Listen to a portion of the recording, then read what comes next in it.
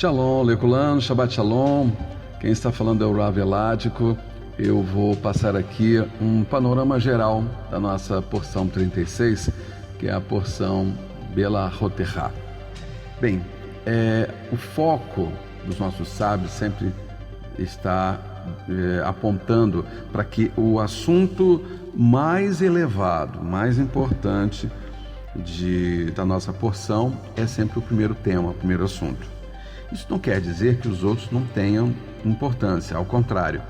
Em diversos outros momentos, um assunto importante vem para a primeira classe, que é o topo, né? É o primogênito, né?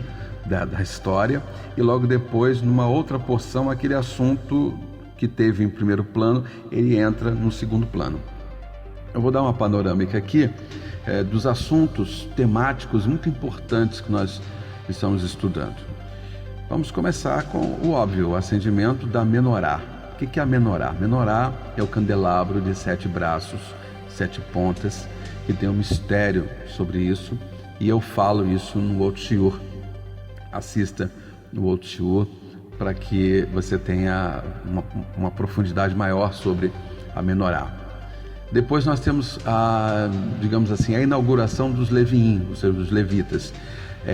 A preparação espiritual para que eles pudessem servir o Eterno, a responsabilidade deles. Depois tem um assunto do primeiro Pêssar.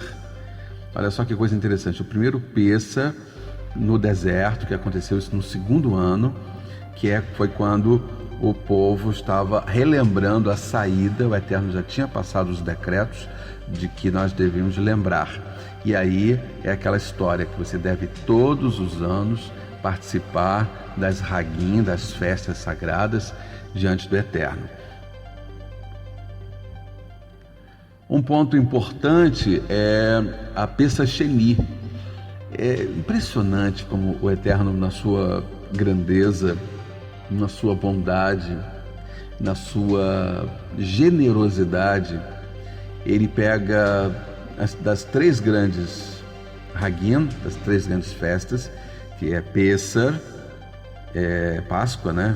Em português, um nome bem simples, Páscoa. Depois tem a Shavuot, nós vamos falar aqui de colheita de semanas, e depois nós temos tabernáculos, né? Que é Sukkot. Das 3 festas, a primeira que encabeça o início do ano espiritual é Pêssar.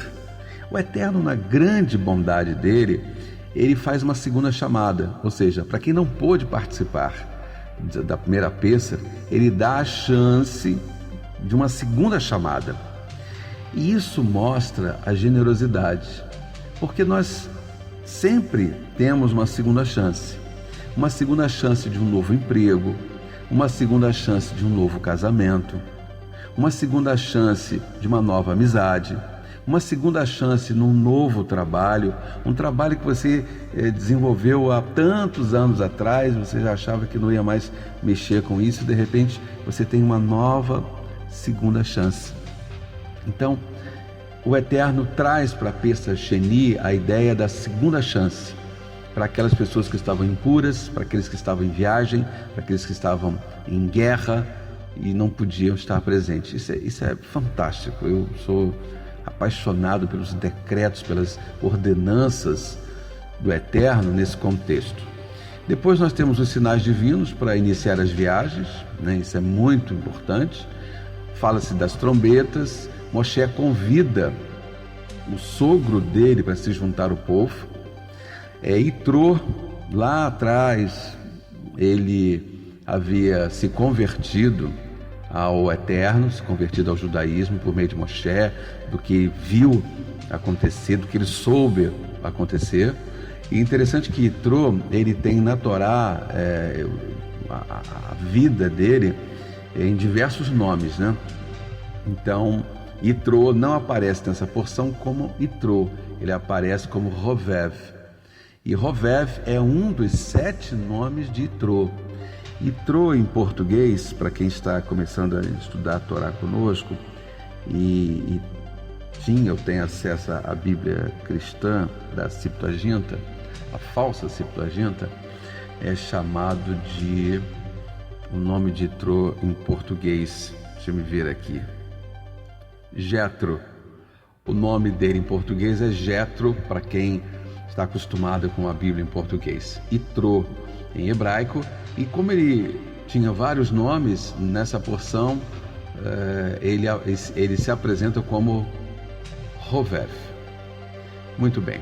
Daí a gente tira aquelas questões que quando você passa por uma conversão de vida, quando você passa por algo muito espetacular, o Eterno muda seu nome, e a mudança de nome não pode ser por sua conta, não pode você decidir que você mudou.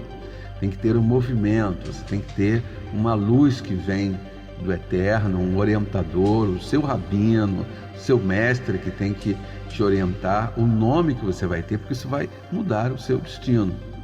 Eu conheço algumas pessoas que se definem os nomes, decidem nomes, então, inclusive nomes que não são mais usados, e é um perigo. Vou citar aqui 2 nomes, por exemplo, que não são mais usados no contexto judaico e que algumas pessoas até utilizam, até por falta de conhecimento, por falta de orientação. Um deles é o nome Tobi. Não se usa mais o nome Tobi, tá? Isso aí é importante não colocar o nome no filho Tobi. Outro nome é Shaul, também não se põe o nome Shaul. E claro, o nome dos perversos da Torá, né? Há pouco tempo eu tive contato com uma empresa, uma produtora de vídeos, de gravações, tipo cinema, televisão, chamado Produtora Edom. Olha só, coisa terrível, né? Mas é a falta de conhecimento. Comércios que têm o nome, também empresas, comerciais que têm nomes estranhos. A gente encontra instituições com o nome Canaã, por exemplo. Algo assim completamente terrível.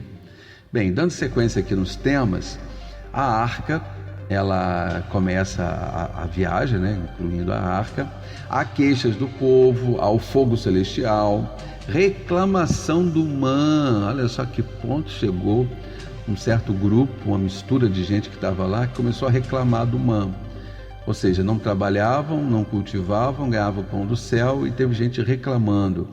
Desejo por carne. O pessoal pediu a Moshe: queremos carne, e o Eterno mandou carne assim, à vontade.